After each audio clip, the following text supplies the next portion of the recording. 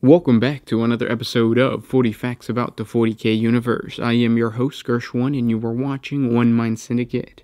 Today we continue talking about Space Marines and 30K as we get into the early organization of Space Marines. If you're new to the channel, subscribe. We post Warhammer 40K content every single day. We love the lore of Warhammer 40K, so you're going to find a bunch of lore videos here.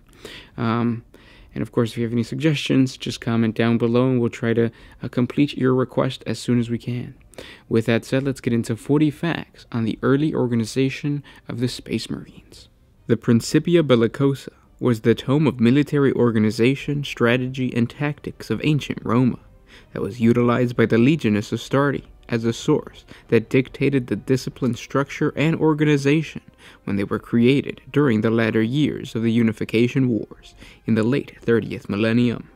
This sage wisdom was taken from the ancient and Provan-Terran patterns of strategy, hierarchy, and function as laid down in the revered text, as well as the Chrome's fragmentary new model that had survived in the hands of the tyrants of old Earth, down the blood-stained generations of the Age of Strife. To these venerable treaties, the Emperor of Mankind and his commanders had added their own genius and created a sturdy but adaptable strategic framework that spoke to the fundamental strengths and transhuman abilities of the Astartes themselves. The chain of command was simple and direct, and the Legion's officers, themselves mighty warriors, would lead them into battle personally, as had long been the wont of the techno-barbarian tribes of ancient Earth, and the battle would be taken always to their enemies, because to defeat a foe was never enough for the Legiones Astartes. Only the utter destruction of the enemy was victory. This cold logic, coupled with their inhuman strength and bearing, and the sheer dread they inflicted on friends and enemy alike, was to give them one of their earliest nicknames, and perhaps their most appropriate: the Angels of Death. It would be a name they would earn time and time again. At the outset of the Great Crusade, many of these early legions were organized along this so-called Terran pattern of organization as formulated by the Imperial Officio Militaris. The Space Marine legions of the Great Crusade were a fusion of dual nature. In one pan, they were the product of the Emperor's conquest of Terra and the Sol System, selected from the Terran stock and molded by the wars of the new Imperium of Man. These legions held a certain commonality of character, given these Astartes were all of the first generation, born only of Terra. They shared the imprint of their genetic forging and warlike history, and it is no surprise that members of the legions at this time regarded each other as siblings and as brothers. Training, indoctrination, and the shared experience of battle reinforced this belief within the Legiones Astartes, that they were a family born in the cradle of war. This bond of brotherhood would survive as the Imperium grew, but perhaps it was never as strong as it once was when the legions first conquered under the Terran sun. The second face of each legion was that of the people and culture which had flourished under different stars. As the war to unify Earth became a crusade to conquer the galaxy, the legions grew. Casualties had to be replaced, and as the wars increased in scale, so too did the number of losses and the number of recruits that were needed to take the place of the fallen. Initial intakes were drawn from Luna, Saturn's orbital stations, and proximal worlds, and dozens of other worlds near the Segmentum Solar.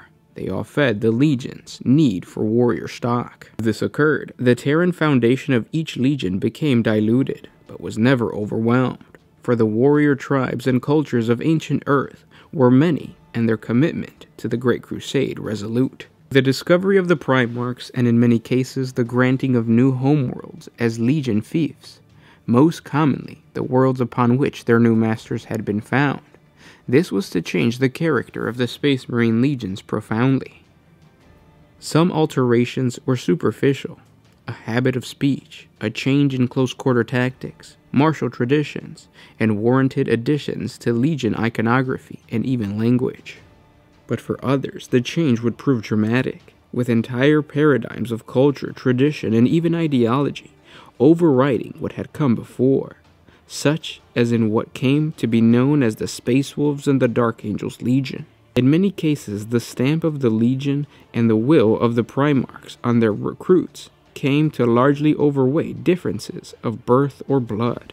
By the middle years of the 2nd century of the Great Crusade, the ongoing effects of these shifts within the Legion had resulted in wide disparity between them. The outward sign of this was the development of a distinct character, which meant the original Terran military patterns they had adhered to at the outset of the Great Crusade had been largely abandoned or become so modified and diluted as to be in some cases unrecognizable. There were, of course, exceptions in whole or in part, such as could be found within the Ultramarines and the Iron Warrior legions, who built upon rather than abandon what had gone before, as well as those, such as the White Scars, to whom the strictures of the Principia Belicosa could no longer even be notionally applied. There are those that have cited this increasing idiosyncrasy in hindsight as the seed of division, of a sense of insularity and otherness growing between one legion and another. This itself only fueled rivalries and feuds that had begun to simmer beneath the surface of the Great Crusade, both between the Primarchs and their legions, that would later be exploited by Horus and his heretical conspiracy, and lay them open to the introduction of the warrior lodge cults into those that he favored, the avenue by which the stain of the warp would taint them all. And those were 40 facts on the early organization of the Space Marines. I hope you guys enjoyed this video. I hope it shed some light into what life was like for the Space Marines before they found their Primarchs. It's interesting to note that, they were just all kind of the same. There's a really good story if you check out our 40 facts video on the salamanders, I think it is. It's either part 1 or part 2. It starts off right away, but either way, it talks about how before they found Vulcan, before they even left Terra, there was a mission that they had to go, or they had to do, where that legion specifically had to go underground and battle some AI, and it's really badass, and it paints a picture of what the legions back in the day used to fight as, because they're all very similar. Even though they were salamanders, in reality they kind of just fought much like all the other Space Marines. It's an old video, so the quality is probably not going to be all that great, but it's still a really good story if you want to check it out. If not, just jump on over to the wiki page. You can find that on the wiki page. I believe it is under the Vulcan, or no, not Vulcan, under the Salamanders, just overall overview page. Links down in the description to all that stuff.